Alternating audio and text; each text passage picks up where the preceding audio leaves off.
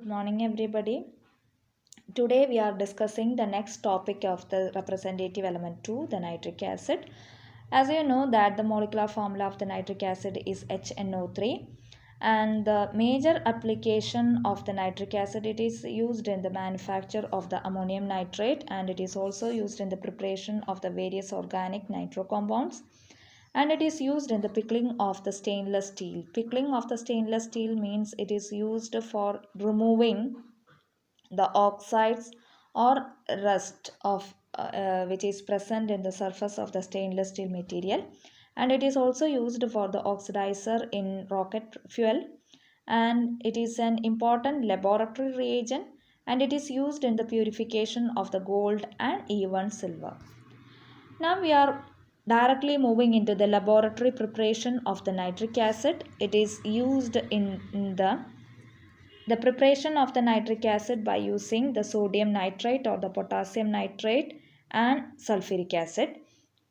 And this mixture is heated in a glass rotten at 150 to 200 degrees Celsius, and we will obtain the nitric acid fumes, and it is collected in a cold condition. Next, we are moving into the manufacture of the nitric acid by using the Oswald process, in which first step of this nitric acid manufacture is the catalytic oxidation of the ammonia by atmospheric oxygen. For that we are mixing the ammonia and oxygen, atmospheric oxygen, in 1:8 ratio, and is passed through a aluminium or the stainless steel chamber, in which platinum gauze is used as a catalyst. So we will get nitrogen monoxide gas, and nitrogen monoxide gas is passed through the next chamber, that is oxidation chamber, in which the nitrogen monoxide is mixed with treated with oxygen, atmospheric oxygen, and we will get nitrogen dioxide.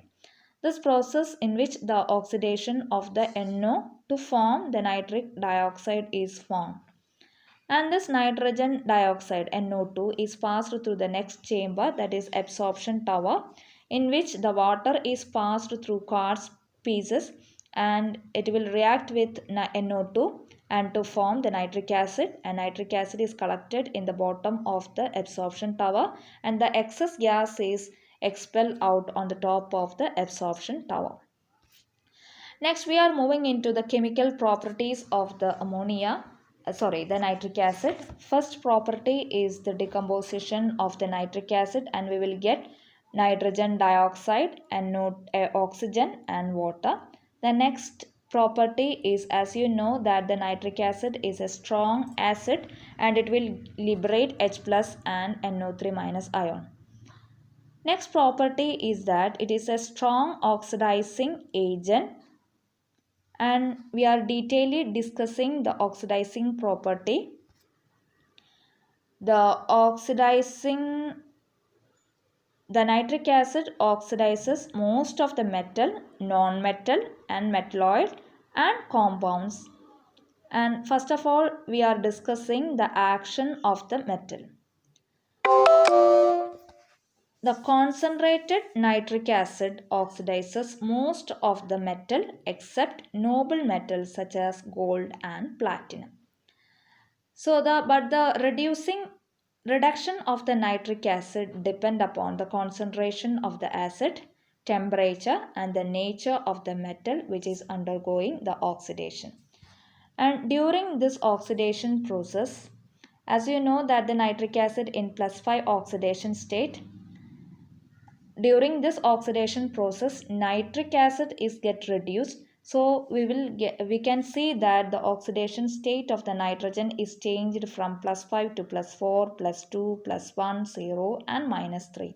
As you know that the nitrogen shows many oxidation state of +5 up to -3. Next we are moving into the reaction of nitric acid with metal. The speciality of this metal is the metal are more electropositive than the hydrogen. So we know that the nitric acid, the reducing capacity of the nitric acid depend upon the temperature and the concentration of the nitric acid. So first of all, the metal react with cold very dilute nitric acid and we will get MnO3 twice and hydrogen gas. Here we are using the magnesium and manganese. So we can create the hydrogen gas by the direct reaction of the metal with very cold dilute nitric acid. Next is the metal is again react with cold dilute nitric acid. Here the temperature is cold and concentration is little bit higher than that of the first one. So we will again get the same nitrate, metal nitrate, and the byproduct as ammonium nitrate and water. Here we can use the metal as zinc, magnesium and iron, and we can also use lead. So if you are using the lead in cold dilute nitric acid condition, we will get lead nitrate. And next is the treatment of the metal with hot dilute nitric acid.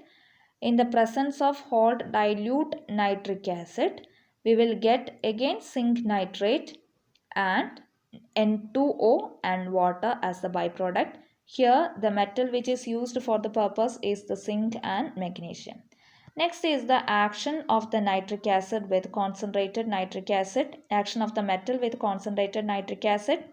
We will get the same product, the metal nitrate, by the byproduct as NO2 and water. Here we can use the metal as zinc, magnesium, lead, and we can also use tin and iron.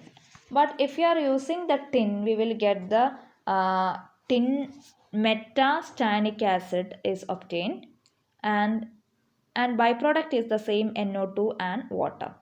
If you are using the pure iron metal with nitric acid, concentrated nitric acid, we can